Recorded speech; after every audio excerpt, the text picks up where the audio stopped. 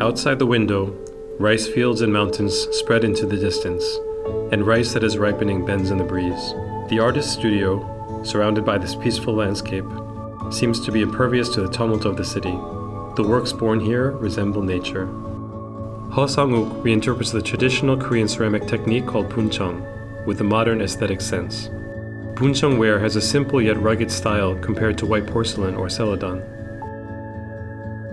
그러니까 분청이라고 하는 거는 분장 회청사기의 줄임말인데 저는 박지 작업이라고 해가지고 문양을 그리고 배경을 긁어내는 그래서 표현을 하는 방법 박지 분청을 위주로 작업을 많이 하고 있습니다.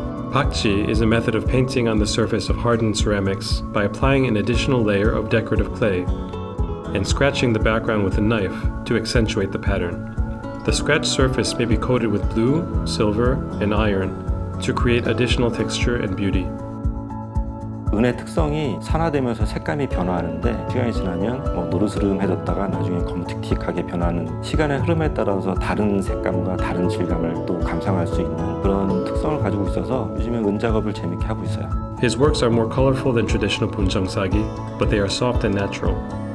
Unlike white porcelain and celadon, which have a more noble feel, Buncheong features whimsical designs of tigers and fish, which can feel free, almost as if they were drawn with the innocence of a child's drawing. 엄숙한 것보다는 뭔가 재미있는 것들 보면서 살짝 웃을 수 있는 재미난 요소들, 위트가 섞인 그런 부분들을 넣으려고 하죠. Buncheong is a craft that has developed and evolved over 6 centuries to its current form in the modern day. Like the layers of clay applied several times over, the years gradually accumulate to form a more complete and perfect aesthetic.